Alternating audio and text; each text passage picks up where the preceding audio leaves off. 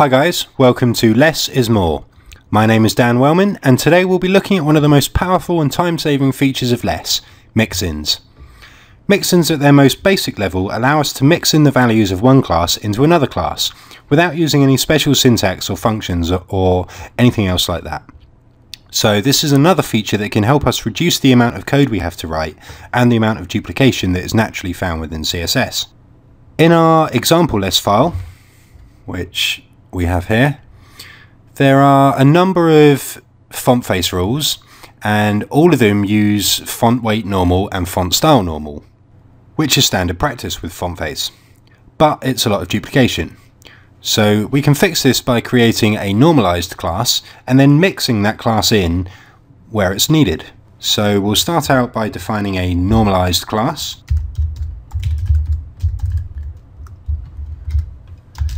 And we'll just define the styles that we want to mix in here. And actually that should be font weight. And we'll use font style as well.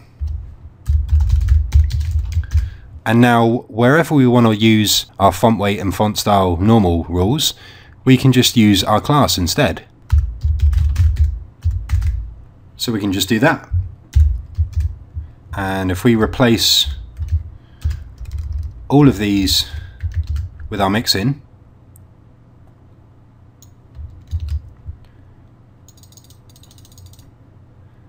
we'll just replace all of these.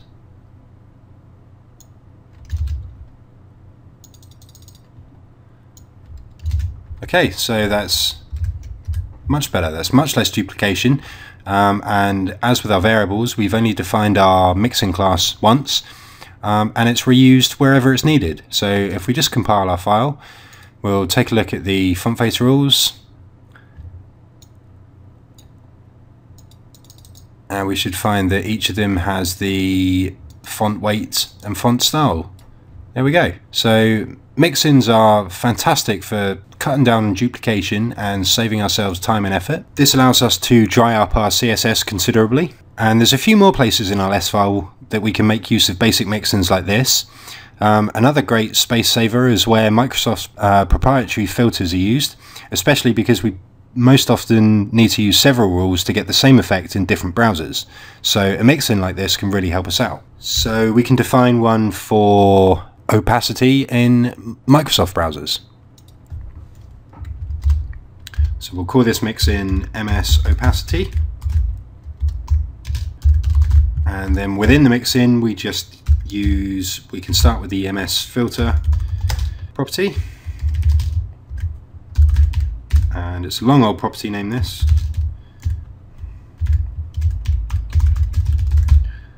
So yeah, it's a good job we only have to type it once when we're using Less, because it gets old pretty quickly.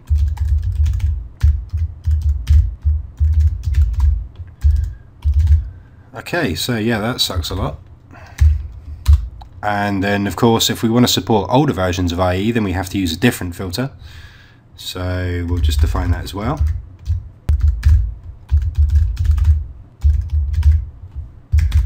And now wherever we use opacity, as long as it's full opacity like we've defined here, then we can use our mix-in. So we'll replace a few instances of that with our mix-in class. So let's just find a few of them. Okay, yeah, that's not using 100%, so we can't use that, but this one down here is. So yeah, let's just remove that suckiness and use our mix-in instead. And now when we compile, if we look for grid li hover image, it's got to be here somewhere. We'll just search for that again. Yeah, okay, so yeah, here's where we used it, grid li hover, and yeah, that's come out exactly as we wanted. So if we were using that all over the place, I mean, it does get used in a few places, so if we wanted, we could go through and replace the rest of the instances, like this one here. We could replace that one as well. And that's great because it gives us several different styles and we just have to use one mixin name here. So all of that styling is included wherever we use this mixin.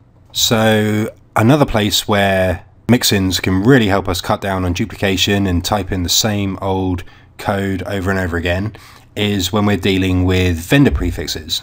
So border radius is used a few places. It's used here, so there's lots of duplication there. And if we just do a quick search for border radius, we'll see that it's used, yeah, in a few different places. So yeah, I mean, that's a lot of duplication. So we can get rid of all of that just by having another mixin. So we could call this one border radius.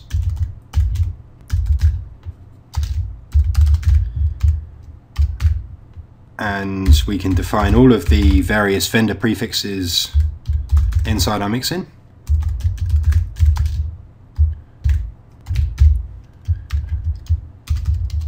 So yeah, it's already getting old just copy and pasting it. So just imagine if we had to type this out every single time that we wanted to use it. That would really suck. And we can even include the standard CSS version there. And now we can go through and replace some of the occurrences of border radius with our new border radius mixin. So we can only replace the versions which use the same value as our mixin. In the next part of the series, we'll see how we can make mixins that are more flexible. But for now, we'll just use a flat mixin. So a flat mixin is a term I give to a mixin that doesn't take any arguments. Oh, rubbish.